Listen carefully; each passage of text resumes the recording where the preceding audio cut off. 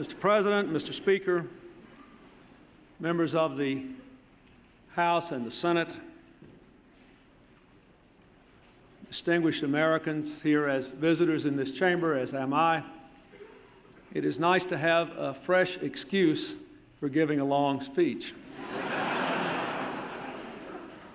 When presidents speak to Congress and the nation from this podium, typically they comment on the full range and challenges and opportunities that face the United States. But this is not an ordinary time, and for all the many tasks that require our attention, I believe tonight one calls on us to focus, to unite, and to act, and that is our economy. For more than anything else, our task tonight as Americans is to make our economy thrive again. Let me begin by saying that it has been too long, at least 3 decades, since a president has come and challenged Americans to join him on a great national journey, not merely to consume the bounty of today, but to invest for a much greater one tomorrow.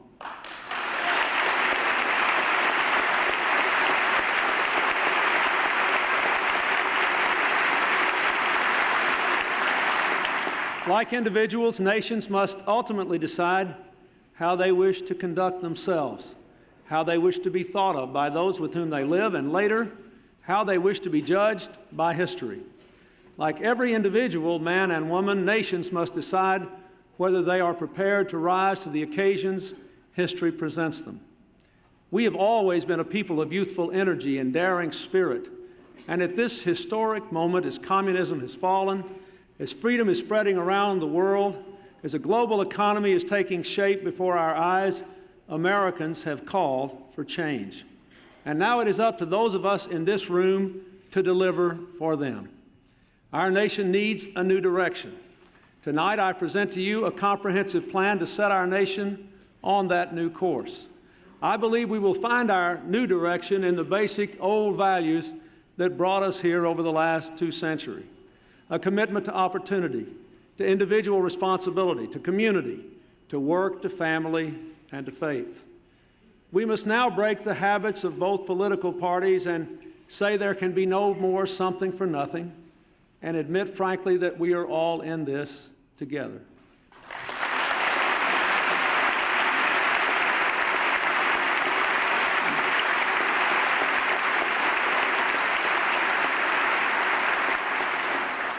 The conditions which brought us as a nation to this point are well known.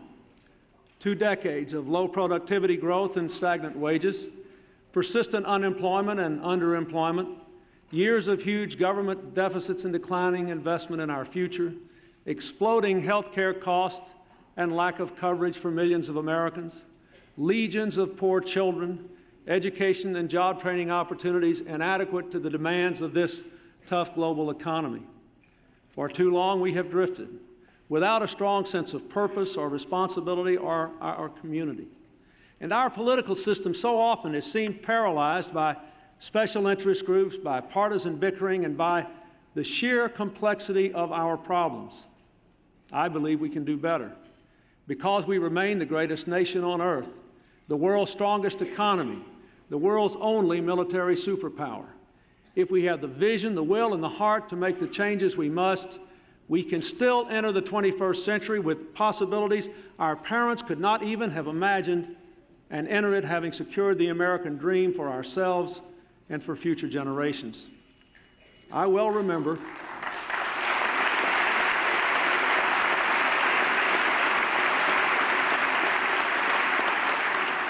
I well remember 12 years ago, President Reagan stood at this very podium and told you and the American people that if our national debt were stacked in $1,000 bills, the stack would reach 67 miles into space. Well, today, that stack would reach 267 miles. I tell you this not to assign blame for this problem. There is plenty of blame to go around in both branches of the government and both parties. The time has come for the blame to end.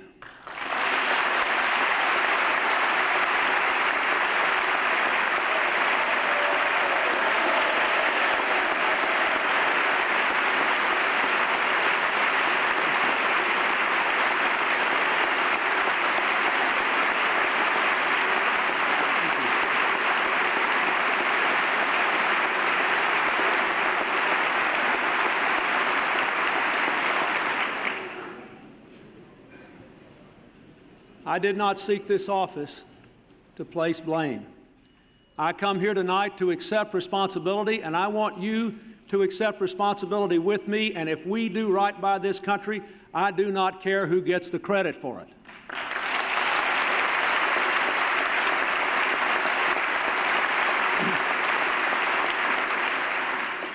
The plan I offer you has four fundamental components. First, it shifts our emphasis in public and private spending from consumption to investment. Initially, by jump-starting the economy in the short term and investing in our people, their jobs, and their incomes over the long run. Second, it changes the rhetoric of the past into the actions of the present by honoring work and families in every part of our public decision-making. Third, it substantially reduces the federal deficit honestly and credibly by using, in the beginning, the most conservative estimates of government revenues, not, as the executive branch has done so often in the past, using the most optimistic ones.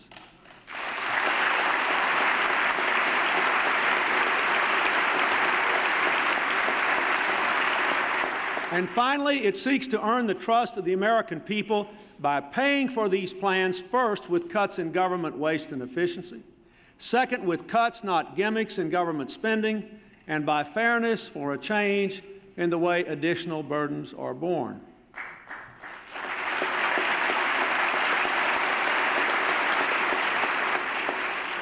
Tonight I want to talk with you about what government can do, because I believe government must do more. But let me say first that the real engine of economic growth in this country is the private sector.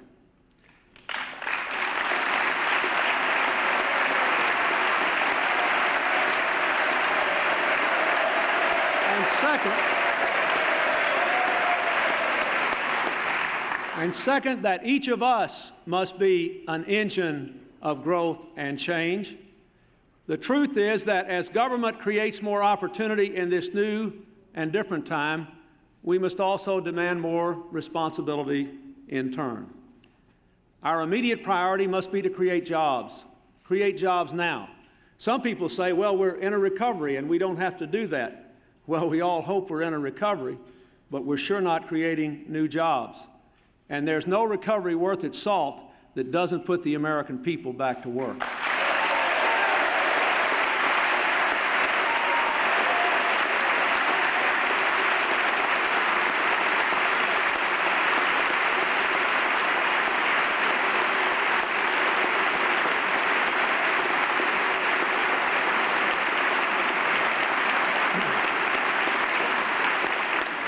To create jobs and guarantee a strong recovery, I call on Congress to enact an immediate package of jobs investments of over $30 billion, to put people to work now, to create 500,000 jobs to rebuild our highways and airports, to renovate housing, to bring new life to rural communities and spread hope and opportunity among our nation's youth. Especially, I want to emphasize, after the events of last year in Los Angeles, and the countless stories of despair in our cities and in our poor rural communities, this proposal will create almost 700,000 new summer jobs for displaced, unemployed young people alone this summer.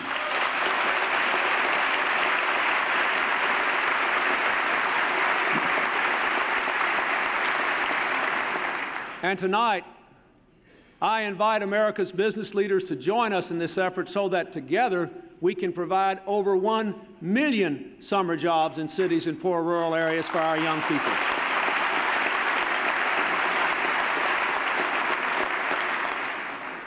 Second, our plan looks beyond today's business cycle because our aspirations extend into the next century.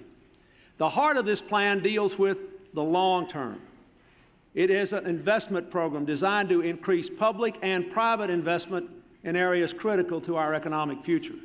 And it has a deficit reduction program that will increase the savings available for the private sector to invest, will lower interest rates, will decrease the percentage of the federal budget claimed by interest payments, and decrease the risk of financial market disruptions that could adversely affect our economy.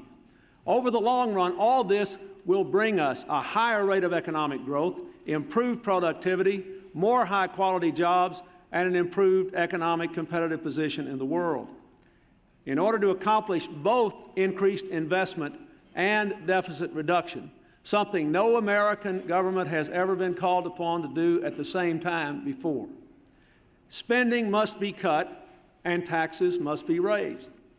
The spending cuts I recommend were carefully thought through in a way to minimize any adverse economic impact, to capture the peace dividend for investment purposes, and to switch the balance in the budget from consumption to more investment. The tax increases and the spending cuts were both designed to assure that the cost of this historic program to face and deal with our problems will be borne by those who could readily afford it the most. Our plan is designed furthermore, and perhaps in some ways most importantly, to improve the health of American business through lower interest rates, more incentives to invest, and better trained workers. Because small business has created such a high percentage of all the new jobs in our nation over the last 10 or 15 years, our plan includes the boldest targeted incentives for small business in history. We propose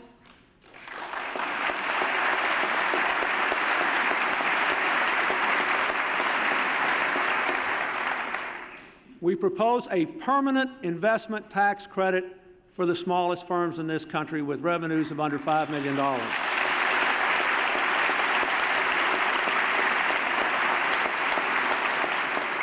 That's about 90% of the firms in America, employing about 40% of the workforce, but creating a big majority of the net new jobs for more than a decade. And we propose new rewards for entrepreneurs who take new risks. We propose to give small business access to all the new technologies of our time. And we propose to attack this credit crunch, which has denied small business the credit they need to flourish and prosper.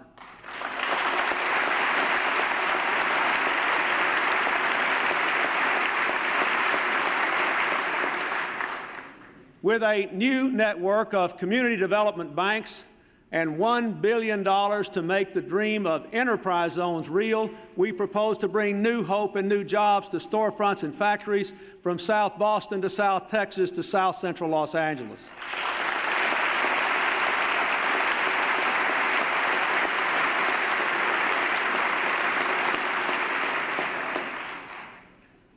This plan invests in our roads, our bridges, our transit systems, and high-speed railways and high-tech information systems. And it provides the most ambitious environmental cleanup in partnership with state and local government of our time, to put people to work and to preserve the environment for our future.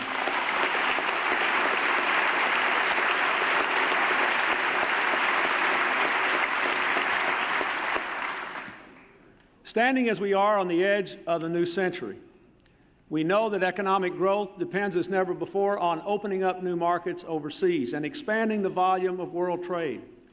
And so we will insist on fair trade rules in international markets as a part of a national economic strategy to expand trade, including the successful completion of the latest round of world trade talks and the successful completion of a North American free trade agreement with appropriate safeguards for our workers and for the environment.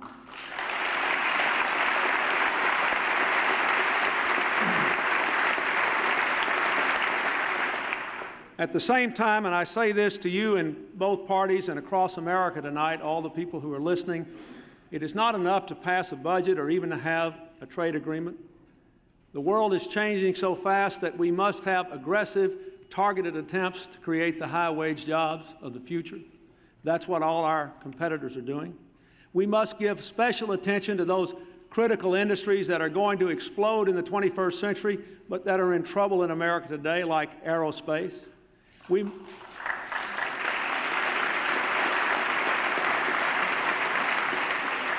must provide special assistance to areas and to workers displaced by cuts in the defense budget and by other unavoidable economic dislocations.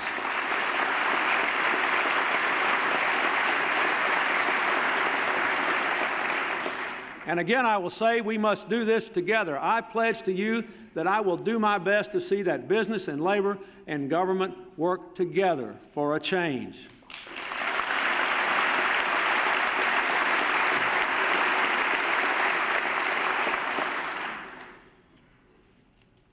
But all of our efforts to strengthen the economy will fail. Let me say this again. I feel so strongly about this. All of our efforts to strengthen the economy will fail unless we also take this year, not next year, not 5 years from now, but this year, bold steps to reform our health care system.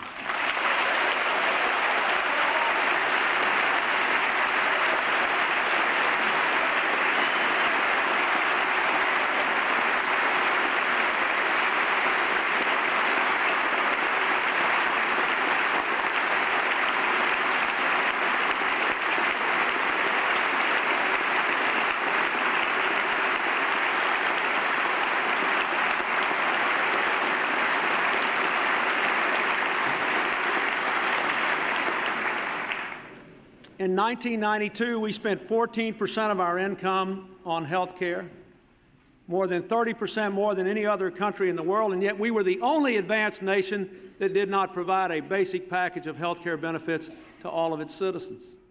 Unless we change the present pattern, 50% of the growth in the deficit between now and the year 2000 will be in health care costs. By the year 2000, almost 20% of our income will be in health care. Our families will never be secure, our businesses will never be strong, and our government will never again be fully solvent until we tackle the health care crisis. We must do it this year.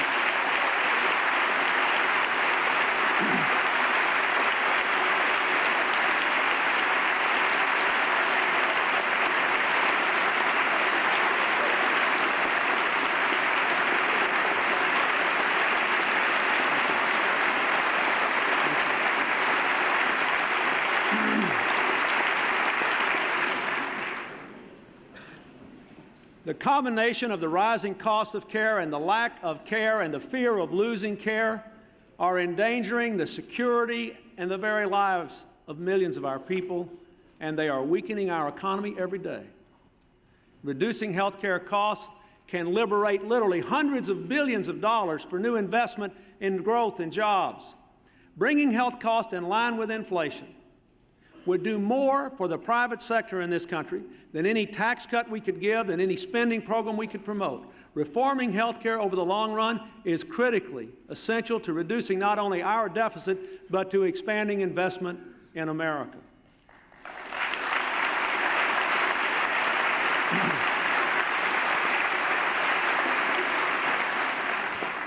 Later this spring, after the First Lady and the many good people who are helping her all across the country complete their work, I will deliver to Congress a comprehensive plan for health care reform that finally will bring costs under control and provide security to all of our families, so that no one will be denied the coverage they need, but so that our economic future will not be compromised either. We'll have to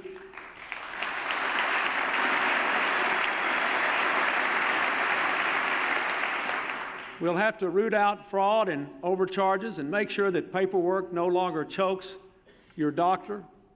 We'll have to maintain the highest American standards and the right to choose in a system that is the world's finest for all those who can access it.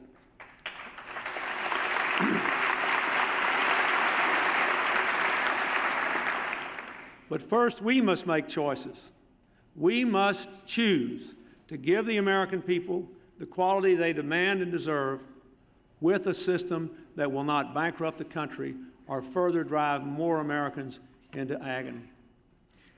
Let me further say that I want to work with all of you on this. I realize this is a complicated issue, but we must address it. And I believe if there is any chance that Republicans and Democrats who disagree on taxes and spending or anything else could agree on one thing, surely we can all look at these numbers and go home and tell our people the truth. We cannot continue these spending patterns in public or private dollars for health care for less and less and less every year. We can do better. And I will execute it.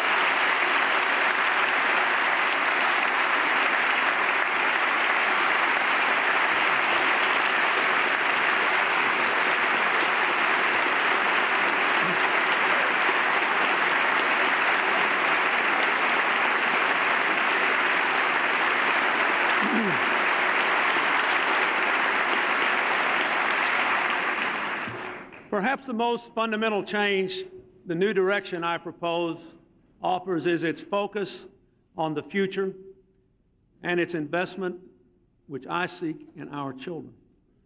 Each day we delay really making a commitment to our children carries a dear cost. Half of the 2-year-olds in this country today don't receive the immunizations they need against deadly diseases. Our plan will provide them for every eligible child, and we know now that we will save $10 later for every $1 we spend by eliminating preventable childhood diseases. That's a good investment no matter how you measure it.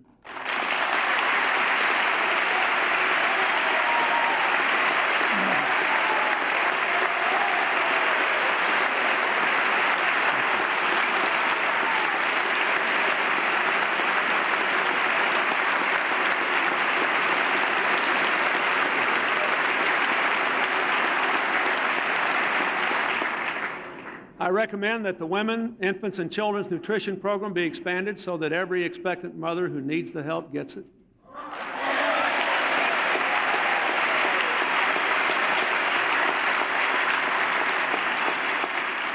We all know that Head Start, a program that prepares children for school, is a success story. We all know that it saves money, but today it just reaches barely over a third of all the eligible children. Under this plan, every eligible child will be able to get a Head Start.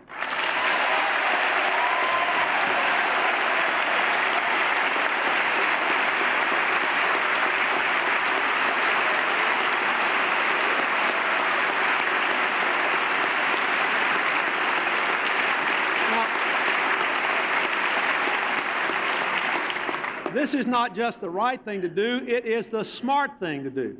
For every dollar we invest today, we'll save 3 tomorrow. We have to start thinking about tomorrow. I've heard that somewhere before.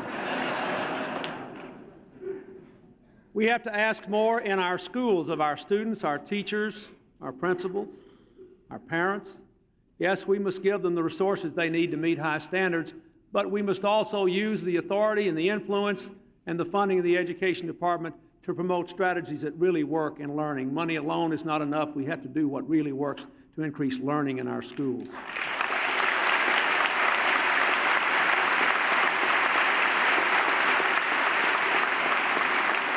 We have to recognize that all of our high school graduates need some further education in order to be competitive in this global economy.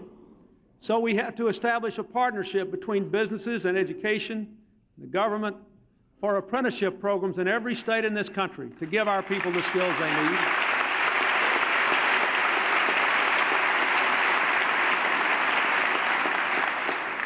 Lifelong learning must benefit not just young high school graduates, but workers too throughout their career. The average 18-year-old today will change jobs 7 times in a lifetime.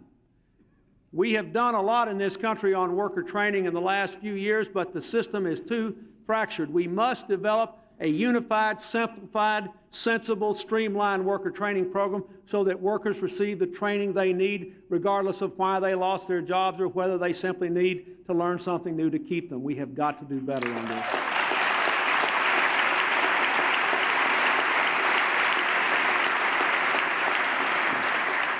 And finally, I propose a program that got a great response from the American people all across this country last year. A program of national service to make college loans available to all Americans and to challenge them at the same time to give something back to their country as teachers or police officers or community service workers, to give them the option to pay the loans back, but at tax time so they can't beat the bill, but to encourage them instead to pay it back by making their country stronger and making their country better and giving us the benefit of their talent.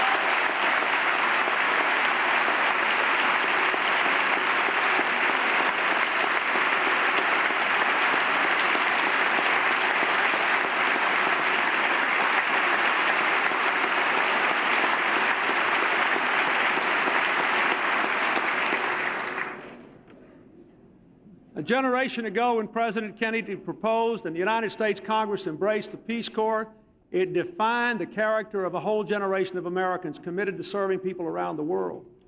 In this national service program, we will provide more than twice as many slots for people before they go to college to be in national service than ever served in the Peace Corps. This program could do for this generation of members of Congress what the Land Grant College Act did and what the GI Bill did for former congressmen. In the future, historians who got their education through the National Service Loan will look back on you and thank you for giving America a new lease on life if you meet this challenge.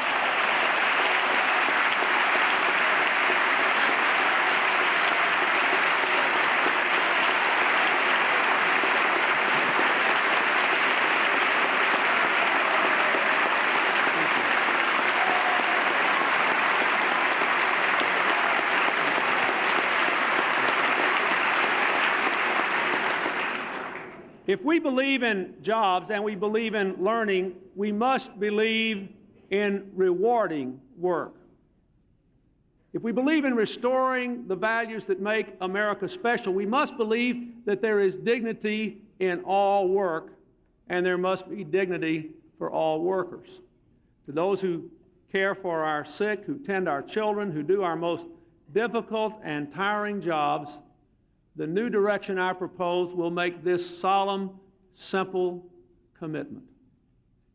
By expanding the refundable earned income tax credit, we will make history.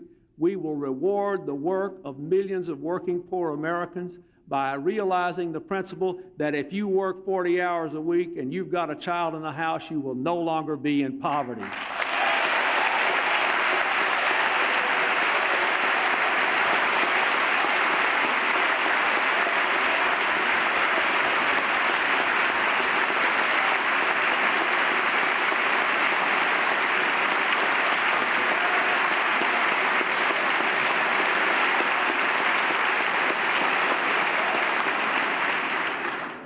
Later this year, we will offer a plan to end welfare as we know it.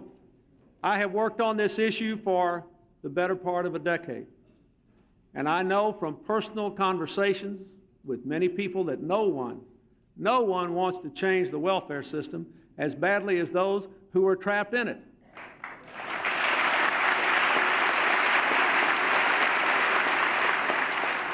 I want to offer the people on welfare the education, the training, the child care, the health care they need to get back on their feet. But say after 2 years, they must get back to work too, in private business if possible, in public service if necessary. We have to end welfare as a way of life and make it a path to independence and dignity.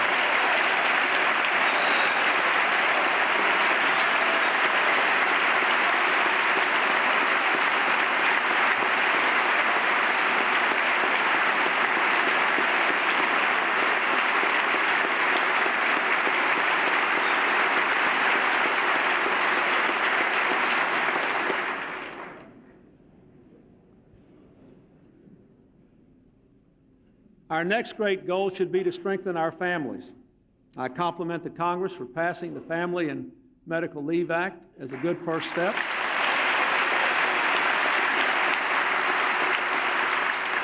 But it is time to do more. This plan will give this country the toughest child support enforcement system it has ever had. It is time to demand that people take responsibility for the children they bring into this world.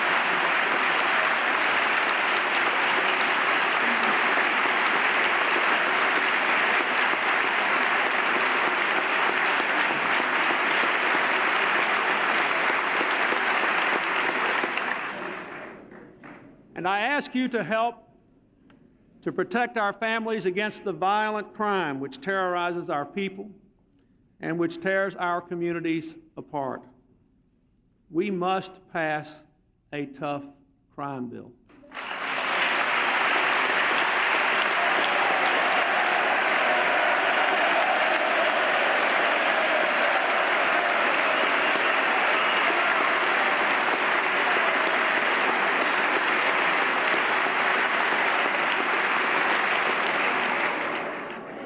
I support not only the bill which didn't quite make it to the President's desk last year, but also an initiative to put 100,000 more police officers on the street.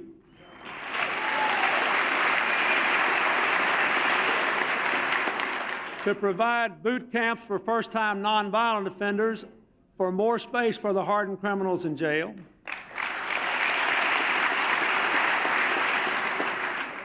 and I support an initiative to do what we can to keep guns out of the hands of criminals.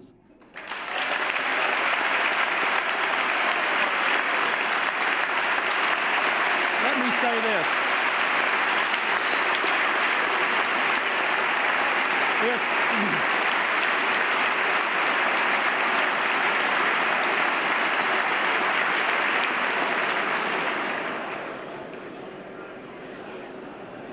I will make you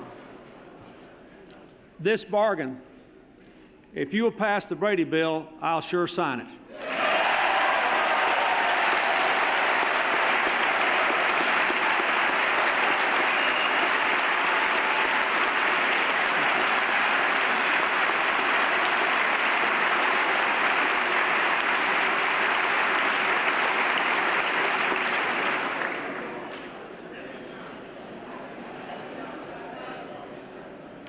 Let me say now,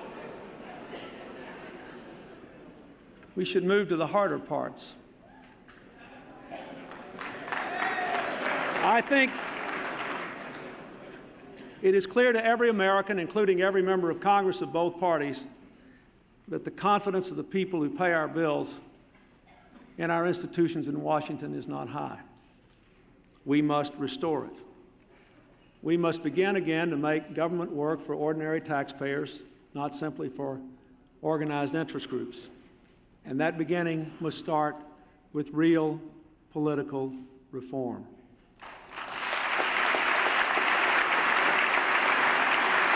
I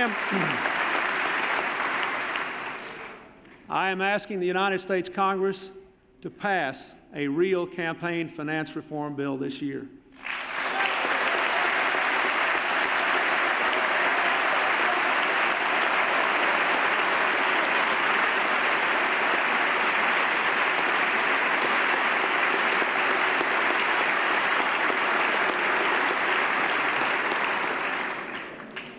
I ask you to increase the participation of the American people by passing the motor voter bill promptly.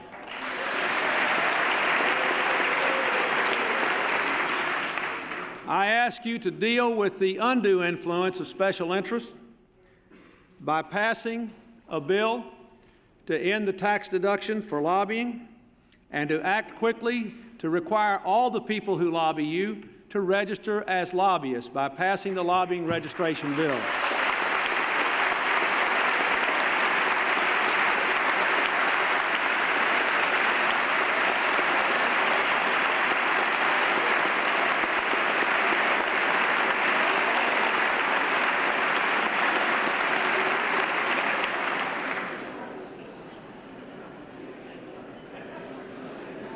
Believe me, they were cheering that last section at home. I believe lobby reform and campaign finance reform are a sure path to increased popularity for Republicans and Democrats alike, because it says to the voters back home, this is your House, this is your Senate, we're your hired hands, and every penny we draw is your money.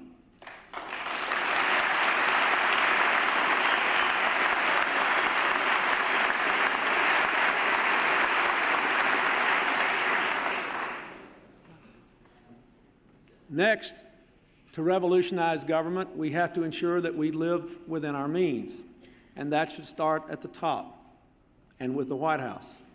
In the last few days, I have announced a cut in the White House staff of 25%, saving approximately $10 million. I have ordered administrative cuts in budgets of agencies and departments. I have cut the federal bureaucracy, or will over the next 4 years, by approximately 100,000 positions, for combined savings of $9 billion. It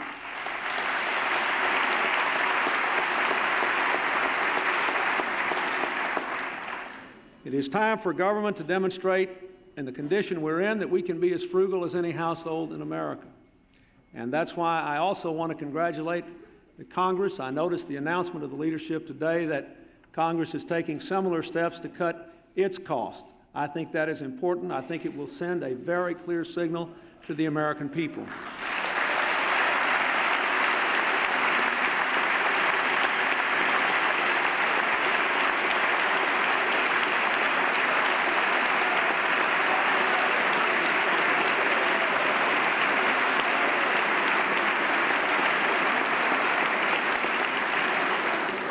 But if we really want to cut spending, we're going to have to do more, and some of it will be difficult.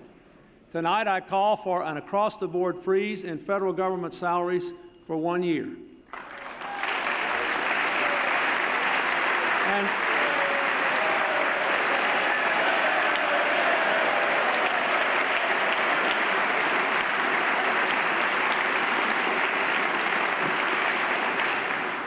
And thereafter, during this 4-year period, I recommend that salaries rise at 1 point lower than the cost of living allowance normally involved in federal pay increases.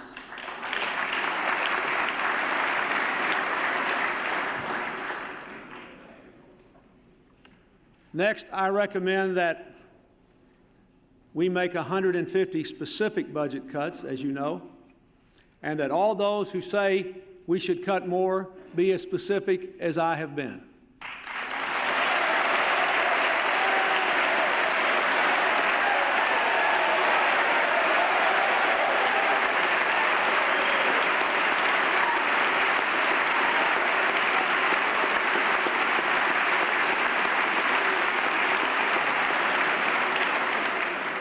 Finally, let me say to my friends on both sides of the aisle, it is not enough simply to cut government. We have to rethink the whole way it works. When I became president, I was amazed at just the way the White House worked in ways that added lots of money to what taxpayers had to pay, outmoded ways that didn't take maximum advantage of technology and didn't do things that any business would have done years ago to save taxpayers money. So I want to bring a new spirit of innovation into every government department. I want to push education reform, as I said, not just to spend more money, but to really improve learning. Some things work and some things don't. We ought to be subsidizing the things that work and discouraging the things that don't. I'd like to use that Superfund to clean up pollution for a change and not just pay lawyers.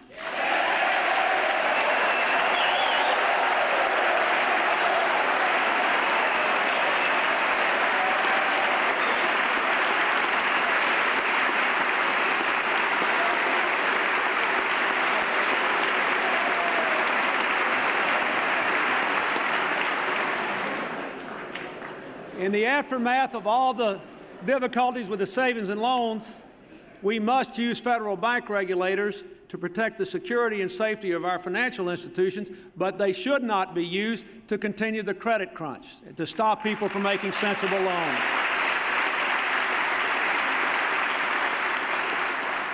I'd like for us to not only have welfare reform, but to re-examine the whole focus of all of our programs that help people, to shift them from entitlement programs to empowerment programs. In the end, we want people not to need us anymore.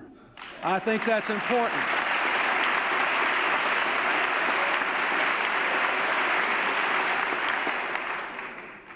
But in the end, we have to get back to the deficit. For years, there's been a lot of talk about it, but very few credible efforts to deal with it, and now I understand why, having dealt with the real numbers for 4 weeks. But I believe this plan does. It tackles the budget deficit seriously and over the long term. It puts in place one of the biggest deficit reductions and one of the biggest changes in federal priorities from consumption to investment in the history of this country at the same time over the next 4 years. Let me say to all the people watching us tonight who will ask me these questions beginning tomorrow as I go around the country and who've asked it in the past, we're not cutting the deficit just because experts say it's the thing to do or because it has some intrinsic merit. We have to cut the deficit because the more we spend paying off the debt, the less tax dollars we have to invest in jobs and education and the future of this country. And the more money we take out of the pool of available savings, the harder it is for people in the private sector to borrow money at affordable interest rates for a college loan for their children, for a home mortgage, or to start a new business. That's why we've got to reduce the debt, because it is crowding out other activities that we ought to be engaged in and that the American people ought to be engaged in.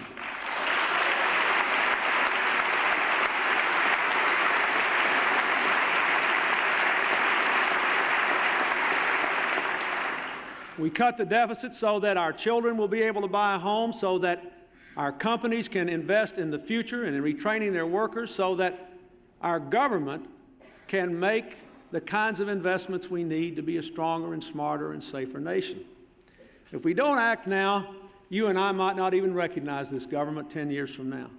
If we just stay with the same trends of the last 4 years, at the end of the decade, the deficit will be $635 billion a year, almost 80% of our gross domestic product. And paying interest on that debt will be the costliest government program of all. We'll still be the world's largest debtor, and when members of Congress come here, they'll be devoting over 20 cents on the dollar to interest payments, more than half of the budget to health care and to other entitlements, and you'll come here and deliberate and argue over 6 or 7 cents on the dollar, no matter what America's problems are.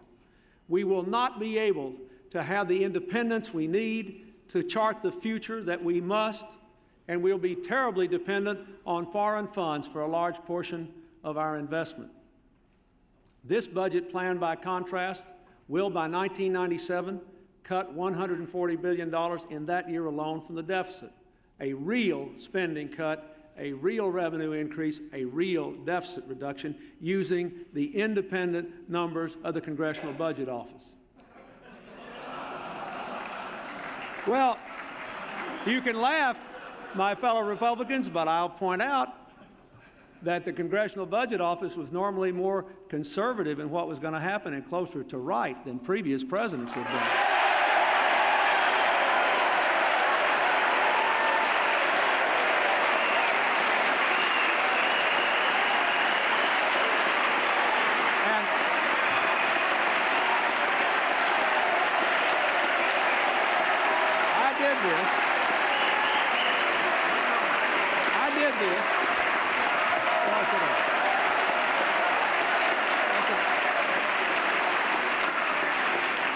I did this so that we could argue about priorities with the same set of numbers.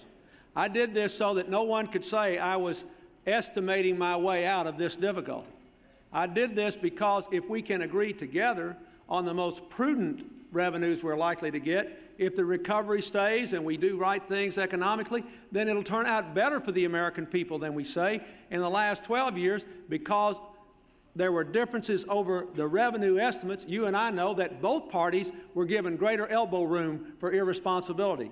This is tightening the rein on the Democrats as well as the Republicans. Let's at least argue about the same set of numbers so the American people will think we're shooting straight with them.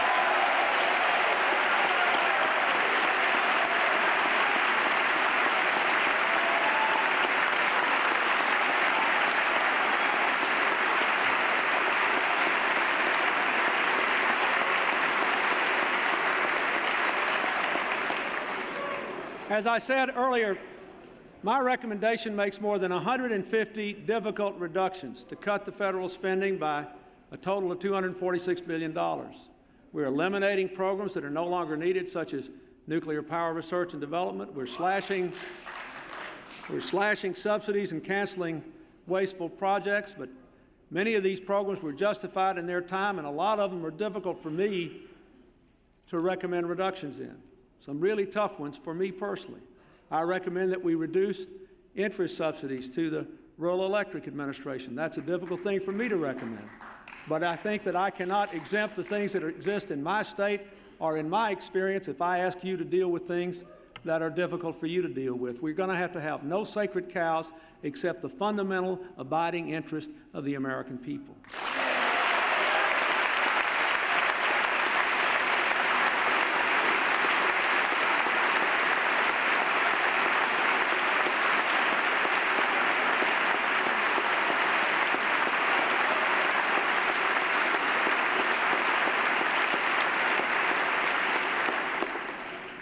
I have to say that we all know our government has been just great at building programs.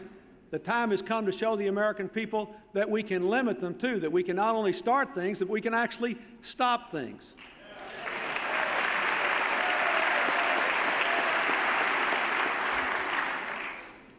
About the defense budget, I raise a hope and a caution.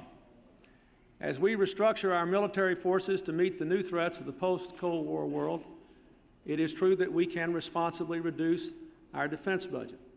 And we may all doubt what that range of reductions is. But let me say that as long as I am president, I will do everything I can to make sure that the men and women who serve under the American flag will remain the best trained, the best prepared, the best equipped fighting force in the world, and every one of you should make that solemn pledge. We still have responsibilities around the world. We are the world's only superpower. This is still a dangerous and uncertain time, and we owe it to the people in uniform to make sure that we adequately provide for the national defense and for their interests and needs.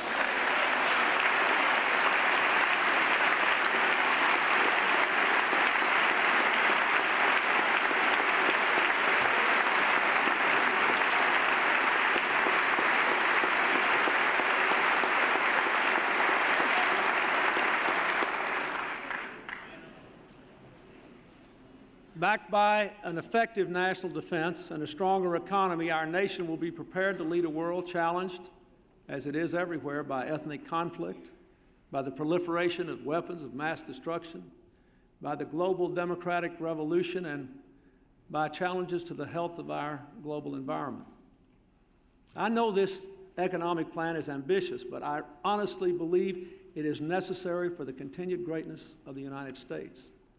And I think it is paid for fairly, first by cutting government, then by asking the most of those who benefited the most in the past, and by asking more Americans to contribute today so that all of us can prosper tomorrow. For the wealthiest, those earning more than $180,000 per year, I ask you all who are listening tonight to support a raise in the top rate for federal income taxes from 31% to 36%. We recommend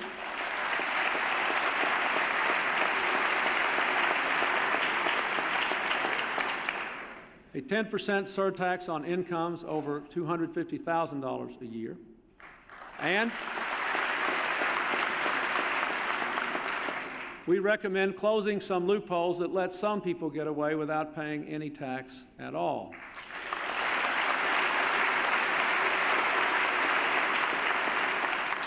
For businesses with taxable incomes in excess of $10 million, we recommend a raise in the corporate tax rate also to 36%, as well as a cut in the deduction for business entertainment expenses.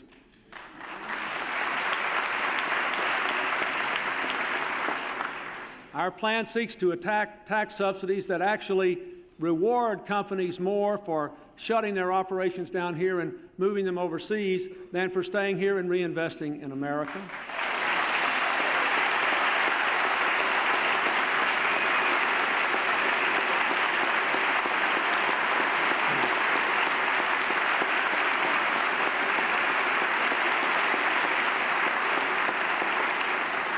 I say that as someone who believes that American companies should be free to invest around the world, and as a former governor who actively sought investment of foreign companies in my state. But the tax code should not express a preference to American companies for moving somewhere else, and it does in particular cases today.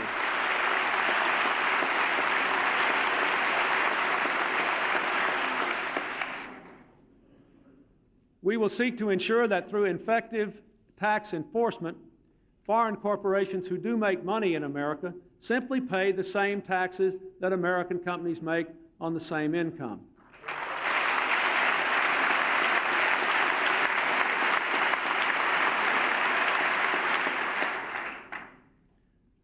To middle-class Americans who have paid a great deal for the last 12 years, and from whom I ask a contribution tonight, I will say again, as I did on Monday night, you're not going alone anymore. You're certainly not going first, and you're not going to pay more for less as you have too often in the past. I want to emphasize the facts about this plan. 98.8% of America's families will have no increase in their income tax rates, only 1.2% at the top.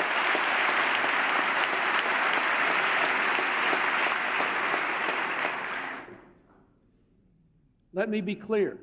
There will also be no new cuts in benefits from Medicare.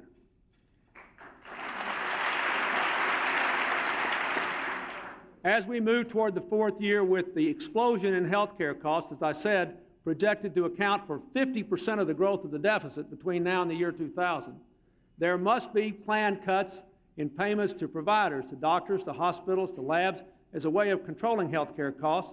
But I see these only as a stopgap until we can reform the entire health care system. If you'll help me do that, we can be fair to the providers and to the consumers of health care.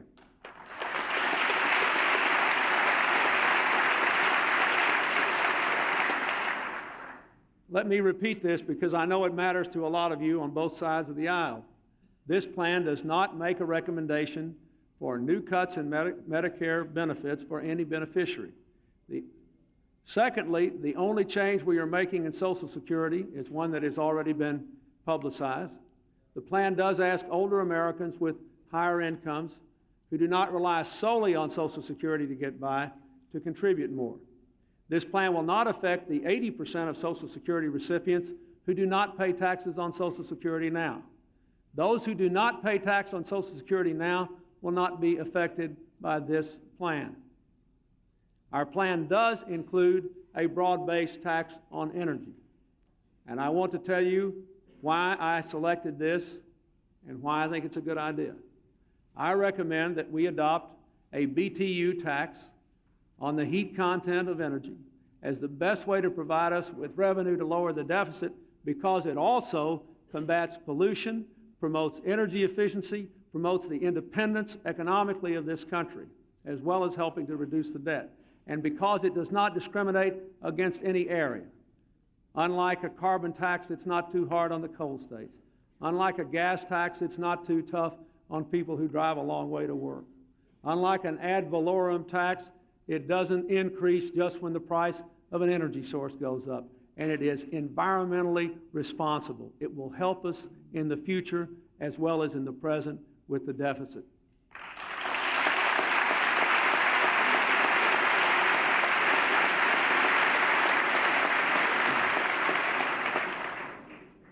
Taken together, these measures will cost an American family with an income of about $40,000 a year less than $17 a month. It will cost American families with incomes under $30,000 nothing because of other programs we proposed, principally those raising the earned income tax credit.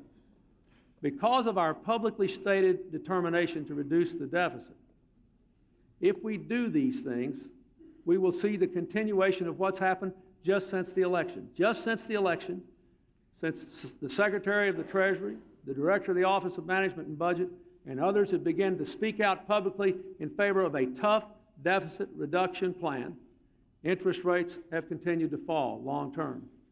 That means that for the middle class, who will pay something more each month, if they have any credit needs or demands, their increased energy costs will be more than offset by lower interest costs for mortgages, consumer loans, credit cards. This can be a wise investment for them and their country now.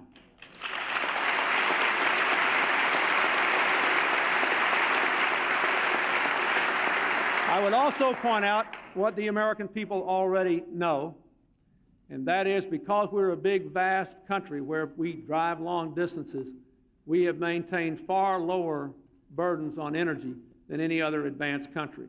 We will still have far lower burdens on energy than any other advanced country, and these will be spread fairly with real attempts to make sure that no cost is imposed on families with incomes under $30,000 and that the costs are very modest until you get into the higher income groups where the income taxes trigger in. Now I ask all of you to consider this. Whatever you think of the tax program, whatever you think of the spending cuts, consider the cost of not changing. Remember the numbers that you all know. If we just keep on doing what we're doing, by the end of the decade, we'll have a $650 billion a year deficit. We just keep on doing what we're doing. By the end of the decade, 20% of our national income will go to health care every year, twice as much as any other country on the face of the globe. We just keep on doing what we're doing. Over 20 cents on the dollar will have to go to service the debt. Unless we have the courage now to start building our future and stop borrowing from it, we're condemning ourselves to years of stagnation, interrupted by occasional recessions, to slow growth in jobs, to no more growth in incomes, to more debt, to more disappointment. Worse, less, unless we change, unless we increase investment and reduce the debt, to raise productivity so that we can generate both jobs and incomes, we will be condemning our children and our children's children to a lesser life than we enjoyed. Once Americans look forward to doubling their living standards every 25 years. At present productivity rates, it'll take 100 years to double living standards until our grandchildren's grandchildren are born. I say that is too long to wait.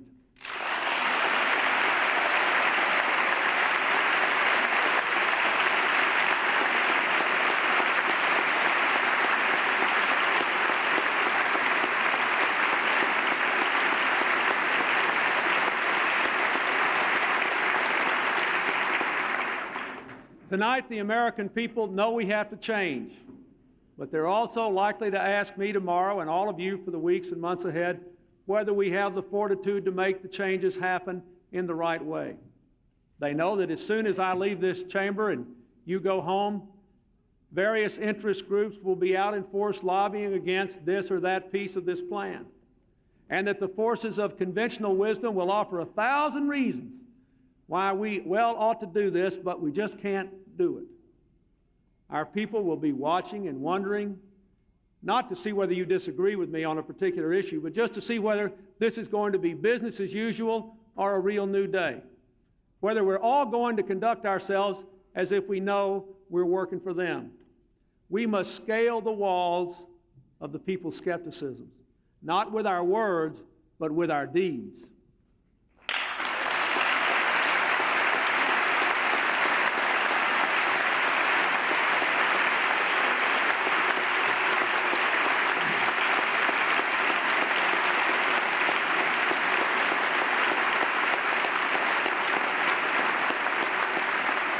After so many years of gridlock and indecisions, after so many hopeful beginnings and so few promising results, the American people are going to be harsh in their judgments of all of us if we fail to seize this moment. This economic plan can't please everybody. If the package is picked apart, there'll be something that will anger each of us, won't please anybody. But if it is taken as a whole, it will help all of us. So I ask you all to begin by resisting the temptation to focus only on a particular spending cut you don't like or some particular investment that wasn't made, and nobody likes the tax increases, but let's just face facts. For 20 years, through administrations of both parties, incomes have stalled and debt has exploded and productivity has not grown as it should. We cannot deny the reality of our condition. We have got to play the hand we were dealt and play it as best we can.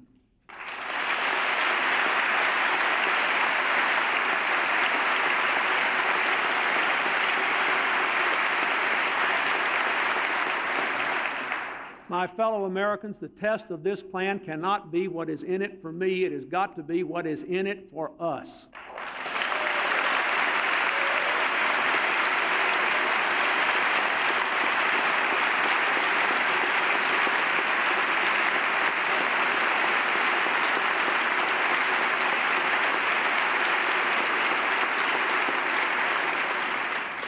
If we work hard and if we work together, if we rededicate ourselves to creating jobs, to rewarding work, to strengthening our families, to reinventing our government, we can lift our country's fortunes again. Tonight I ask everyone in this chamber and every American to look simply into your own heart, to spark your own hopes, to fire your own imagination. There's so much good, so much possibility, so much excitement in this country now that if we act boldly and honestly, as leaders should, our legacy will be one of prosperity and progress. This must be America's new direction. let us summon the courage to seize it. Thank you. God bless America.